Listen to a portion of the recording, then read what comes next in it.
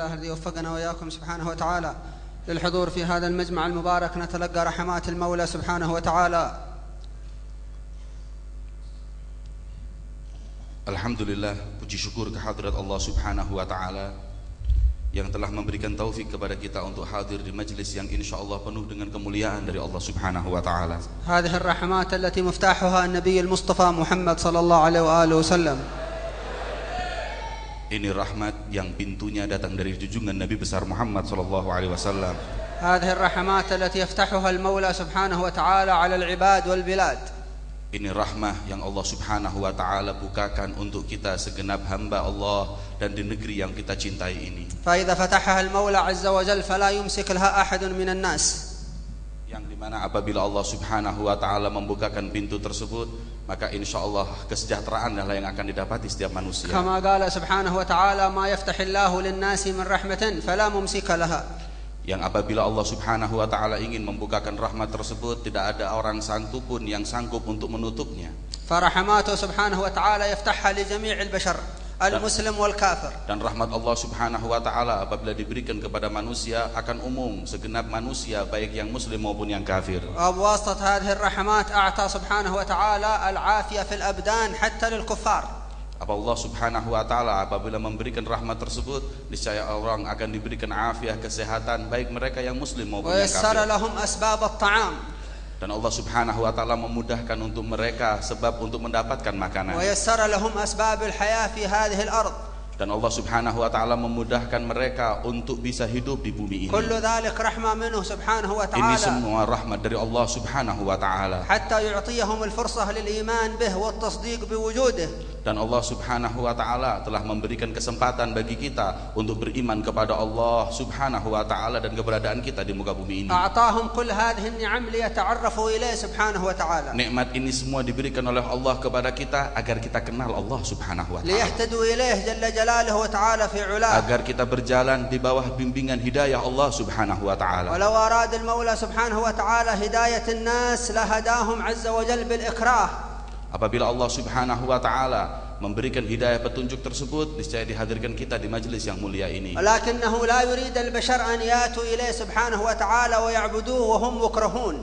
Dan Allah Subhanahu wa Ta'ala tidaklah mungkin apabila mengumpulkan kita di majelis yang mulia ini dan memberikan keimanan untuk Allah Subhanahu wa Ta'ala membenci atau membuat kita benci kepada hal tersebut. كما قال عز وجل إن شاء ننزل من السماء آية فظلت أعناقهم لها خاضعين. Dan Allah Subhanahu wa Ta'ala apabila menurunkan rahmat tersebut dari Allah Subhanahu wa Ta'ala, mereka lah jadi orang-orang yang khudu kepada Allah Subhanahu wa Ta'ala. وكما قال سبحانه وتعالى ولو شاء ربك لآمن من في الأرض كلهم جميعا. Kalau Allah Subhanahu wa Ta'ala menginginkan, niscaya manusia yang ada di muka bumi ini semua akan beriman kepada Allah Subhanahu wa Ta'ala. ولكنه سبحانه وتعالى أظهر آياته في الوجود ليهتدي الناس إليه سبحانه Akan وتعالى. tetapi Allah Subhanahu wa Ta'ala menampakkan dulu keberadaan atau kemuliaan apa yang ada di muka bumi ini agar manusia memilih bimbingan Allah Subhanahu wa كما Ta'ala. قال عز وجل أفلا ينظرون إلى الإبل كيف خلقت وإلى السماء كيف رفعت وإلى الجبال كيف نصبت.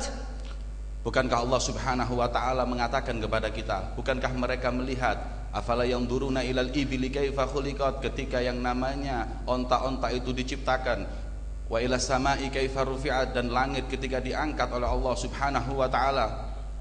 انظروا سبحانه وتعالى كيف يلفت عقول الناس للتفكر في هذه الموجودات. Coba lihat Allah Subhanahu wa Ta'ala membuka akal kita agar kita mengetahui tentang kebesaran Allah dari apa yang diciptakan oleh Allah tersebut. لذلك ما قال سبحانه وتعالى فلا ينظرون إلى الإبل كم خلقت، ما قال تفكر كم عددها، قال كيف خلقت. ولو تفكرت في جمل واحد لهداك إلى الإيمان بالله والتصديق به. Dengannya coba kita lihat dalam ayat Al-Quran, Allah tidak mengatakan, tidakkah kalian lihat bagaimana onta-onta itu berapa yang diciptakan, tetapi Allah Subhanahu wa Ta'ala mengatakan bagaimana onta-onta itu diciptakan. Tiada lain, Allah mengatakan hal tersebut agar kita mau tafakur, mau memikirkan tentang kebesaran, cinta kebesaran, kemuliaan Allah Subhanahu wa Ta'ala dari penciptaan onta tersebut. Dengannya, kalau seumpama satu penciptaan onta ini kita fikir, niscaya kita akan tahu kebesaran Allah Subhanahu wa وإلى Ta'ala. السماء كيف رفعت، ما قال سبحانه وتعالى وإلى السماء كم رفعت، كم المسافة من الأرض إلى السماء، لا دخل لك في هذا فكر أنت كيف رفعت من الذي رفعها. Dari itu Allah Subhanahu wa taala mengatakan, dan lihatlah kepada langit, bagaimana langit itu diangkat. Allah tidak mengatakan kepada kita berapa jarak diangkatnya, tapi bagaimana diangkatnya. Itu tiada lain untuk menunjukkan kepada kita tentang kebesaran ciptaan Allah Subhanahu wa taala tersebut. لذلك حتى غير المسلمين أعطاهم الله سبحانه وتعالى الفرصة للإيمان وللتصديق. Maka itu bahkan lagi umat Islam, di luar umat Islam, para orang-orang kafir pun diberi kesempatan oleh Allah untuk mau berfikir tentang bagaimana ciptaan Allah Subhanahu wa taala agar mendapat hidayah Allah Subhanahu wa taala. ولكن الكفار من غير المسلمين لم يفكروا بعقولهم في دلائل وجود الله وفي الدار الآخرة. فكروا بعقولهم في الدنيا وشهواتها. Akan tetapi sayangnya orang-orang kafir tidak mau mereka berpikir tentang bagaimana besarnya ciptaan Allah Subhanahu wa taala. Mereka hanya sayang memikirkan bagaimana memakmurkan dunia yang mereka di tengah-tengahnya. وهكذا العقل الإنساني إذا ابتعد عن نور الوحي السماوي فإنه يخطئ في تفكيره. Itulah kemuliaan apabila akal itu diberi oleh Allah Subhanahu wa taala, cahaya dari Allah Subhanahu wa taala, niscaya akan berpikir bagaimana kebesaran Allah Subhanahu wa taala. لذلك فإن الكفار يوم القيامة يبكون على عقولهم هذه المظلمة. Maka itulah mereka orang-orang kafir nanti kelak ketika di hari kiamat mereka bakal menangis ketika mereka tahu penciptaan akal yang telah Allah berikan tidak dipakai untuk hal-hal yang hal tersebut, malah dipakai untuk hal-hal yang gelap dan enggak manfaat. التي يظنون أنها عقول كاملة طلعت إلى الفضاء ودرست الحشرات وهي عقول ناقصة لم تهتدي إلى خالق الكون سبحانه وتعالى. Mereka enggak sangka, sesungguhnya mereka menganggap bahwa dirinya adalah orang yang hebat, mereka bisa menciptakan kemuliaan sampai ke angkasa, tapi mereka salah memikir atau menggunakan akalnya, tidak dipakai untuk melihat kebesaran dan kemuliaan Allah Subhanahu wa taala. ويوم القيامة يندمون ويبكون على تلك العقول التي لم تعرف الخالق سبحانه وتعالى ولم تصدق بنبوة النبي محمد صلى الله عليه وسلم.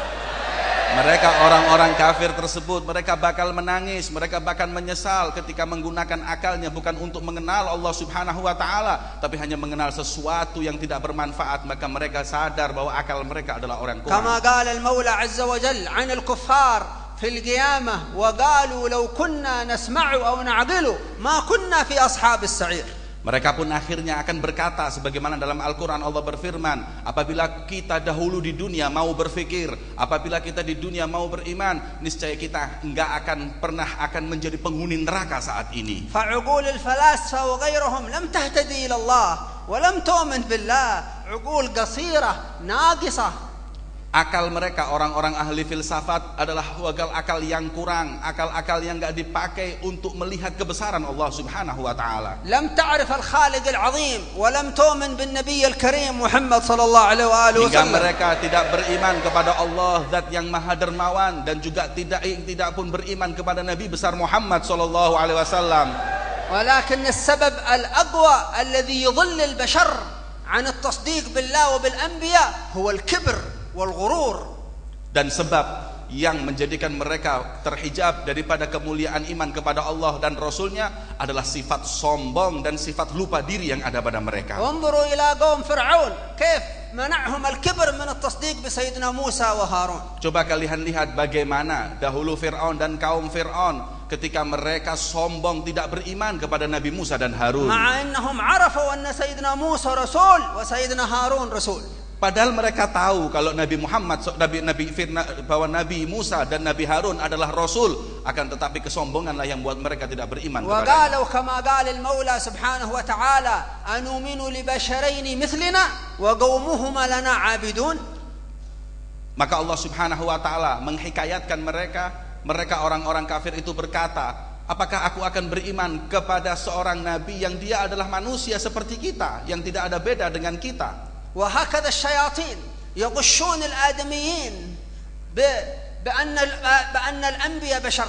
كلما أرسل الله نبي قال الناس إن هذا إلا بشر مثلنا إن هذا إلا بشر مثلكم. Begitu pula syaitan juga menggiur manusia untuk melihat Nabi besar Muhammad SAW adalah sosok manusia yang biasa seperti kita biasa. Itulah bisikan syaitan kepada kita umat manusia. ولكن هؤلاء بشر مخصوصون من الله عز وجل. Tapi mereka adalah orang-orang ataupun manusia yang khusus dari Allah Subhanahu wa taala. هؤلاء بشر يرون الملائكة. Mereka manusia tapi bisa melihat para malaikat. هؤلاء البشر يخاطبون الأموات.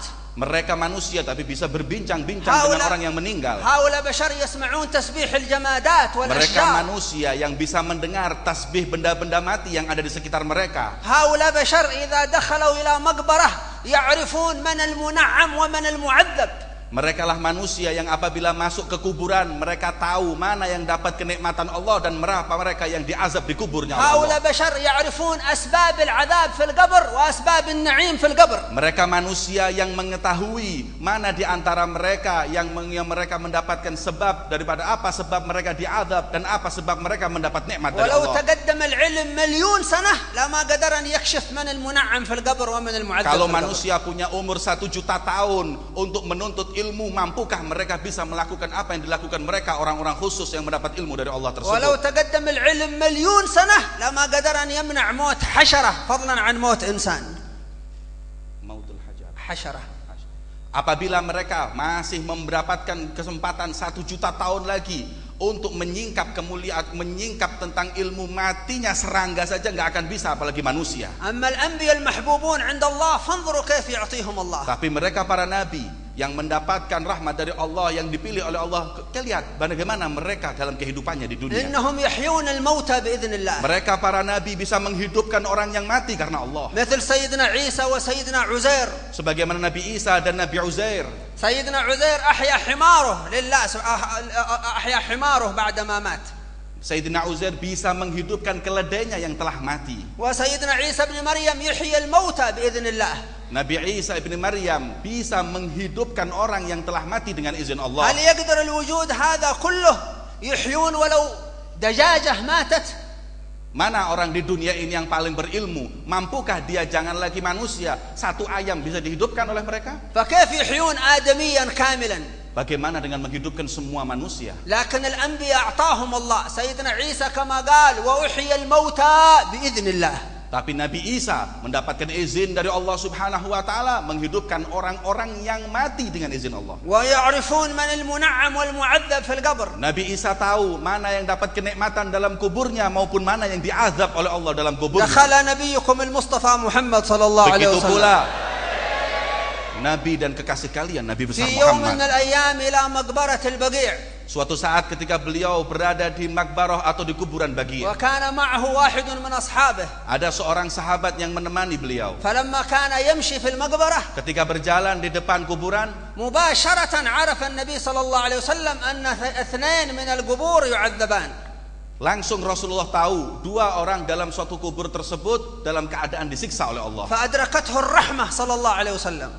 Terusik hati rahmat Nabi besar Muhammad. لأن الله خلقه رحمة للعالمين. Karena Allah Subhanahu wa taala menciptakan Nabi sebagai rahmat untuk alam semesta. فمباشرة عندما رآهم يعذبان في القبر ذهب وقطع جريدة خضراء من إحدى الأشجار في المقبرة. Langsung Rasul sallallahu alaihi wasallam ketika melihat 2 orang yang lagi disiksa tersebut, beliau dengan belas kasihnya mendatangi atau mengambil 2 batang tangkai kemudian dipotong oleh beliau. وفي رواية أن النبي جعل يتلفت في المقبرة هل توجد شجرة أو ما توجد، فعرف الصحابي هذا النبي يبحث عن غصن شجرة فرآها فأسرع الصحابي الجليل مباشرة وقطع الجريدة الخضراء وأحضرها للنبي صلى الله عليه Dalam وسلم. riwayat yang lain, Nabi besar Muhammad sallallahu alaihi wasallam seakan-akan mencari sesuatu hingga sahabat tahu Nabi melihat Nabi yang ingin mencari sesuatu, maka ngerti sahabat ingin mengambil 2 batang daripada pepohonan untuk diambil dan diberikan oleh Rasulullah. ثم قال النبي صلى الله عليه وسلم لأصحابه يحذرهم ويعلمهم.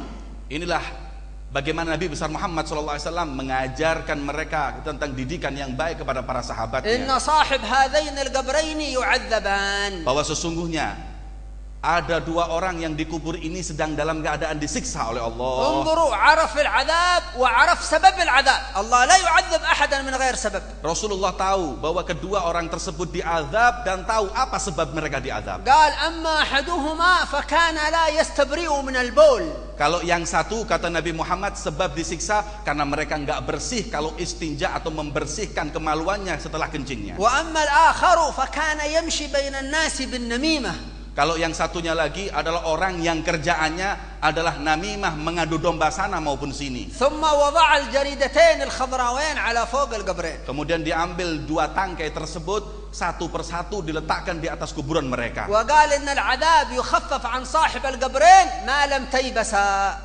Kemudian beliau mengatakan, ingatlah bahwa dua batang ini insya Allah akan menjadikan sebab diringankannya siksa kedua orang tersebut selama tidak diambil atau rusak. إذا كان المولى سبحانه وتعالى يخفف العذاب عن أهل القبور بسبب تسبيح الجريدة الخضراء الشجر الأخضر، فكيف لا يخفف العذاب عن أهل القبور بتسبيح المسلمين وقراءة القرآن فوق القبور. Kalau apabila orang yang dikubur gara-gara ditasbihi oleh dua batang tersebut bisa diringankan azabnya, maka bagaimana kalau yang bertasbih adalah manusia, makhluk yang paling dimuliakan oleh Allah Subhanahu wa taala ketika bertasbih untuk orang-orang yang telah meninggal. فربنا سبحانه وتعالى يبعث رحماته للبلاد وللعباد لكل الأرض. Allah Subhanahu wa taala menyeluruhkan rahmatnya bagi manusia yang ada di bumi ini maupun yang di luarnya. المسلمون يتلقون هذه الرحمات. Rahmat inilah yang mesti kita tangkap yang ketika disebar oleh Allah Subhanahu wa taala. والكفار بسبب الكبر والغرور ينصرفون عن هذه الرحمات يردون هذه الرحمات. Orang-orang yang kafir tidak menangkap rahmat tersebut, dengan kesombongannya mereka menolak rahmat yang turun dari Allah tersebut. لذلك هذه الرحمات نحن نأخذ نصيبنا منها.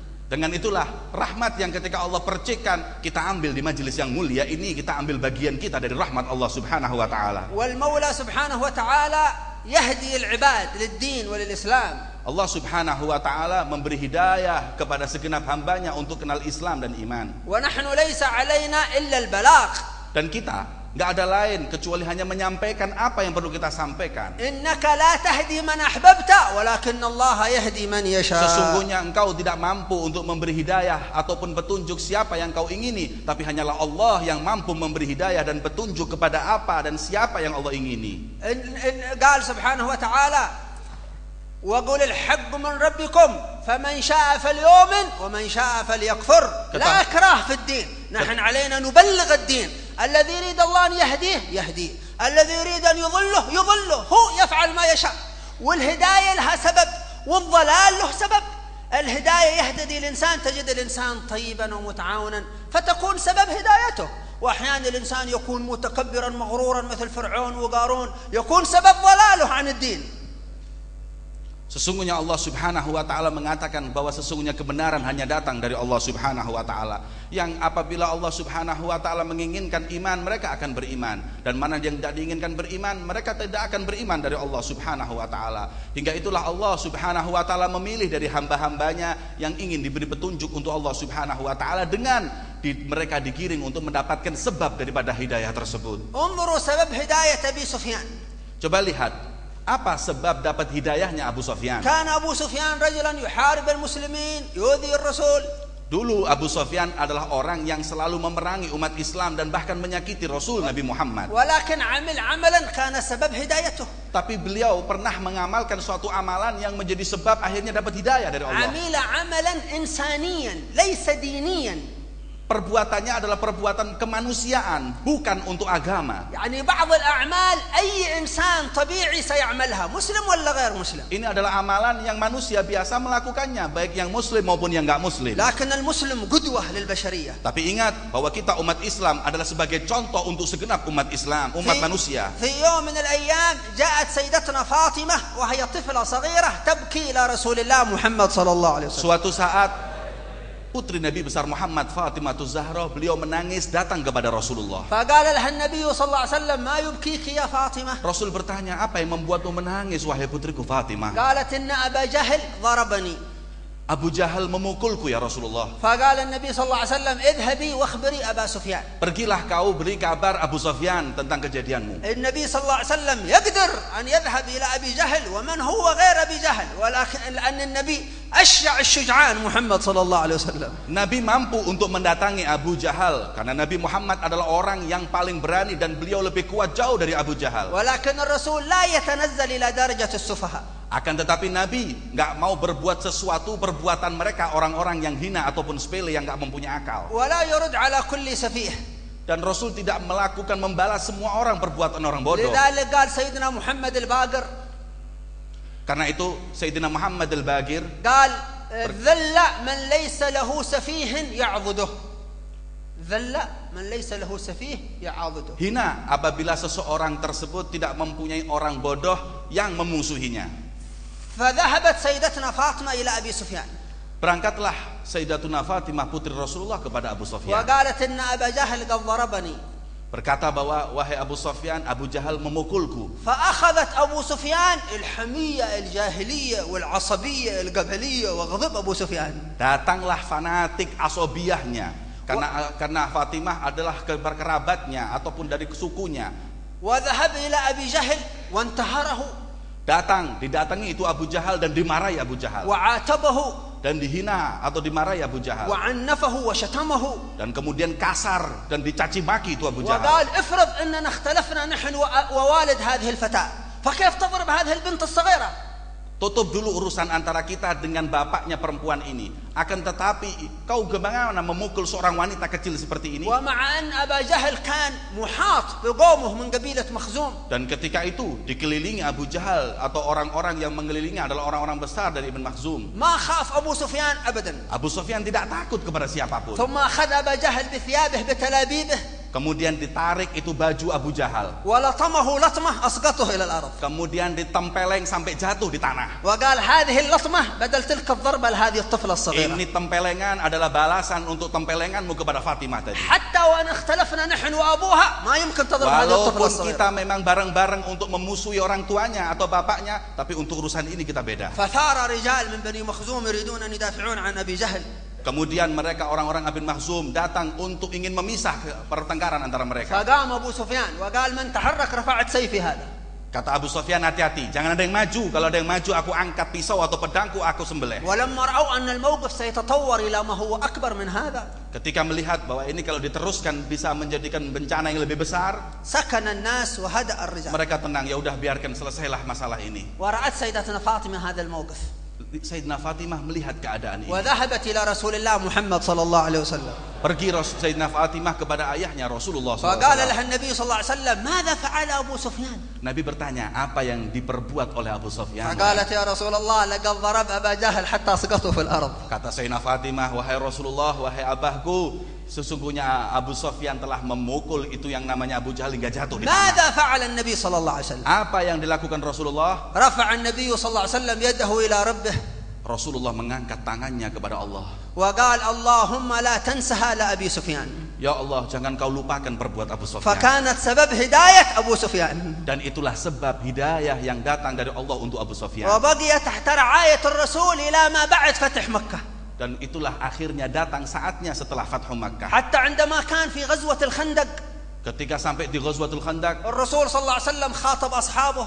ketika Rasulullah berkata dengan para sahabatnya, وكان يقول لأصحابه من يقوم يأتيني بخبر القوم كفار قريش عندما هبت الريح ويهربون. siapa yang bisa memberikan kabar tentangku tentang kabar gaum tersebut yang terjadi di antara mereka? لم يقدر أحد من الصحابة أن يتحرك من شدة البرد والجوع. Karena hawa yang waktu peperangan itu terlalu dingin dan mereka lapar, hingga tidak ada di antara mereka yang bisa memberi kabar untuk beliau. فأشار الرسول صلى الله عليه وسلم إلى واحد من أجلاء الصحابة سيدنا حذيفة وقال قم أنت يا حذيفة. Kemudian ketika diam sahabat gak ada satu yang maju, Rasul SAW mengisyaratkan tangannya kepada seorang sahabat yang namanya Hudzaifah, berdiri kau wahai كان Hudzaifah. سيدنا حذيفة يرتعد من البرد. Kemudian Hudzaifah ketika itu badannya menggigil karena kedinginan. لكنه لم يرد أمر رسول الله صلى Tapi الله عليه beliau وسلم. tidak pernah menolak perintah Nabi Muhammad. وذهب إلى بيته مباشرة. Langsung beliau pulang ke rumahnya. وقطع خمار زوجته. Kemudian mengambil baju ataupun kerudung daripada istrinya. ترك نصف الخمار للزوجة ونصف الثاني أخذ وتغطى به.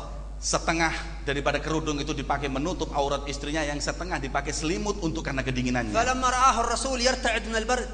Karena ketika Rasul melihat bahwa Sayyidina Abu Hudzaifah ketika itu menggigil badannya karena kedinginan, دعا ربه سبحانه وتعالى وقال اللهم قه البرد واحفظه من البرد. Allah ketika lihat keadaan tersebut, maka Rasul SAW pun berdoa, ya Allah jagalah dia Hudzaifah dari kedinginan قال tersebut. سيدنا حذيفة فأحسست كأني دخلت وسط مدفأة المكان كله دافئ. Kemudian ketika aku didoakan Rasul tersebut, seakan-akan masuk aku di satu kamar yang hangat. وكأن الرسول الأعظم اطلع من طريق الغيب أن سيدنا حذيفة سيتمكن من قتل أبي سفيان. Dan seakan-akan Rasul SAW itu tahu bahwa sesungguhnya yang namanya Hudzaifah dia nanti yang akan menjadi sebab membunuh Abu Sufyan. فقال يا حذيفة Berkata, ya Abu Hudzaifah, ائتني بخبر القوم ولا تحدث فيهم حدثا. kemudian Rasul berkata, wahai Hudzaifah, datanglah, pergilah kau, kemudian datang dengan kabar di sana. Jadilah mata-mata di sana, tapi jangan menjadikan berbuat atau peristiwa apapun yang قال terjadi. سيدنا حذيفة فلما دخلت وسط الكفار Ketika aku masuk di tengah-tengah bala tentara orang kafir, رأيت أبا سفيان قريبا. aku lihat Abu Sufyan di hadapanku. قال فأخذت سهمي ووضعته في القوس وأردت أن أقتله ولن أحد يشعر لأن الناس مع الريح والهروب والخوف كلهم مرتبكون. Aku ambil busurku dan panahku, aku arahkan ke wajah dari Abu Sufyan tersebut, seakan-akan karena tidak ada satupun orang yang tahu kejadian itu. قال فتذكرت كلام رسول الله صلى الله عليه وسلم لا تحدث في القوم حدثا. Tapi aku ingat perkataan Rasul yang mengatakan, wahai Abu Hudzaifah, jangan kau cari perkara sesuatu apapun di tempat itu. وبقيت العناية ترعى أبو سفيان إلى أن أسلم بعد فتح مكة. Kemudian subhanallah, mungkin Abu Sufyan ketika itu bisa mati, tapi riayah, perhatian khusus dari Nabi Muhammad dan doa tersebut menjadikan itu tidak terjadi hingga akhirnya diberi panjang umur sampai Fathul Makkah dan masuk Islam. لذلك للهداية أسباب Maka untuk hidayah itu ada sebab, وللشقاوة أسباب. dan fal'iyadu bila sebaliknya, kekecewaan atau فنحن su'ul khotimah ada sebabnya. نحن نبلغ دين المولى سبحانه وتعالى للبشرية. Kita sekarang ini lagi menyampaikan din agama Allah Subhanahu wa taala untuk semua manusia. علينا البلاغ فقط. Kita cuma menyampaikan saja. والله الهادي يهدي من يشاء. Allah lah yang memberi hidayah bagi siapa yang Allah ingini. والحمد لله أن الله تكرم علينا وعليكم بالإيمان بالله والتصديق بمحمد صلى الله عليه وسلم. Dan alhamdulillah Allah Subhanahu wa taala memuliakan kita dengan kita dapat hidayah mengenal Allah dan nabinya Muhammad sallallahu alaihi wasallam. ليس علينا إلا الصبر أياما قلائل في هذه الحياة. Gak ada lain, kita mesti sabar dalam kehidupan kita yang cuma sedikit ini. حتى نلقى الرسول على الحوض محمد Sampai صلى الله عليه kita akan وسلم. bertemu dengan Nabi Muhammad di telaga beliau Rasulullah. وحتى نلقى خيار أهل بيته على حوضه صلى الله عليه Sampai وسلم. kita akan bertemu dengan mereka orang-orang mulia dari keluarga Nabi besar Muhammad. لذلك علينا دائما أن نحمد الله على نعمة الإسلام. Maka itulah, ayo sama-sama kita selalu untuk bersyukur atas nikmat Islam. وأيضا كوننا من أمة النبي محمد صلى الله عليه وسلم. Dan ketika dijadikannya kita sebagai umat Nabi besar Muhammad, هذه الأمة المحبوبة عند الله عز ini وجل. adalah umat yang paling dicintai oleh Allah Subhanahu wa taala. أعمارها قصيرة وأجورها كبيرة. Kita punya umur sedikit, tapi kita punya pahala yang begitu besar di mata Allah. وكل الخيرات التي يتمناها الإنسان في الدين موجودة. Dan semua kebaikan yang diingini oleh setiap manusia dalam agama semua ada. ولكن الناس لا يعرفون حقيقة الدين Tapi manusia nggak ngerti hakikatnya agama ولا لب الدين. ataupun inti dari agama ini. بعض الناس ينظر إلى قشور الدين إلى ظواهر الدين. Mereka hanya lihat dohirnya agama. Mereka hanya melihat kulitnya dari agama. وهذا ما ينفع. Dan itu nggak manfaat. مثل أن يصلي الإنسان في الجماعة ولكنه يعق والديه. ما فائدة هذه الصلاة؟ الصلاة هذه أسقطت الفرض لكنها لن ترفعك عند الله، لن ترفع مقامك عند الله. Seperti nggak manfaatnya seseorang kalau dia sholat, Masya Allah melakukan ibadah istiqomah sholat, tapi dia orang yang tidak berbakti kepada kedua orang tuanya, maka mereka nggak tahu hakikat daripada sholat menghadap kepada Allah tersebut. لذلك أو يقطع الأرحام مثلا. Atau kadang mereka sholat tapi juga memutus silaturahmi. فيحبط أعماله. Semua amalnya hancur, hangus. أو بعض الناس يسيء الظن في النبي محمد صلى الله عليه Atau وسلم. sebagian orang ada yang prasangka buruk dengan Nabi Muhammad. ويظن أن النبي صلى الله عليه وآله وسلم ليس حيا في قبره أو لا يرد السلام. Mereka prasangka buruk dengan menyangka bahwa Nabi Muhammad SAW beliau tidak hidup dalam kuburnya. أو بعض الناس يسيء الأدب في حق أهل بيت النبي محمد Atau صلى الله عليه sebagian وسلم. orang mereka kurang ajar, nggak akhlak dengan keluarga Nabi besar Muhammad. أو يسيء الأدب في حق أصحاب الرسول Atau محمد صلى الله mereka عليه kurang وسلم. ajar, nggak adab dengan para sahabat Nabi Muhammad. فالشياطين يريدون يحرمون الناس من الدين ومن الرحمة ومن الخير الذي في الدين. Ini setan ingin untuk kita itu jauh daripada kebaikan yang ada dalam agama Allah ini. والدين يسير جدا Dan agama ini mudah sekali. وسهل جدا. Dan ini agama adalah sangat mudah sekali. انظروا إلى الصلاة مثلا. Coba lihat kepada sholat ini. 5 دقائق أو 10 دقائق الصلاة. 5-10 menit ini sholat. الفجر 10 دقائق بالطويلة، أما بالاختصار 5 دقائق. Sholat fajar itu bisa 10 menit, kalau dipercepat 5 menit. والظهر 10 دقائق والمغرب 10 دقائق والعشاء 10 دقائق. من حافظ على صلاته في جماعة فكأنما ملأ البر والبحر عبادة. Coba lihat, sholat zuhur 10 menit, kemudian sholat asar 10 menit, maghrib dan isya. Tapi kalau ini dilakukan, niscaya mereka adalah seperti orang yang memenuhi muka bumi ini dengan pahala dan ibadah. دين يسير وبسيط. Agama itu sangat mudah dan gak sulit. انظروا إلى صيام رمضان مثلا. Coba lihat puasa bulan Ramadan. خيرات كبرى تفتح على الناس. Kebaikan begitu banyak dan besar dibuka untuk manusia. أبواب الجنان في رمضان مفتحة. Pintu-pintu surga di bulan Ramadan dibuka oleh Allah. أبواب النار مقفلة. Pintu neraka ditutup. العمل الصالح يضاعف إلى 70 درجة. Amal-amal perbuatan yang dilakukan oleh orang tersebut dilipat gandakan حتى sampai قال 70 kali. النبي الأعظم محمد صلى الله عليه وسلم Tiada lain karena keberkahan Nabi besar Muhammad لو SAW. يعلم العباد ما في رمضان Kalau kata Rasulullah, kalau manusia itu tahu apa yang ada di bulan Ramadan, لا تمنت أمتي أن تكون السنة كلها mereka akan رمضان. mengharap bahwa semua tahun adalah Ramadan. وانظروا مثلا إلى بر الوالدين. Coba lihat bagaimana kemuliaan berbuat bakti kepada kedua orang إذا tua. الإنسان أحسن عملين في الدين سيحسن جميع أعماله في الدين. Kalau orang berbuat baik dua dalam agama, niscaya dia akan berbuat baik untuk semua agama. إذا أحسن صلاته Satu adalah berbuat baik dalam sholatnya وأتقن صلاته dan menyempurnakan sholatnya. كل عباداته ستصلح بعد صلاح الصلاة. Setelah itu semua amal ibadahnya akan menjadi baik berkat sholat tersebut. وإذا بر والديه قام بحق والديه القيام الصحيح. Yang kedua, apabila dia berbakti kepada kedua orang tuanya dengan sebaik-baiknya kebaktian, سيتعامل مع الخلق كلهم معاملة صحيحة. dia akan berbuat muamalah atau mereka akan berbuat baik dengan semua makhluk Allah Subhanahu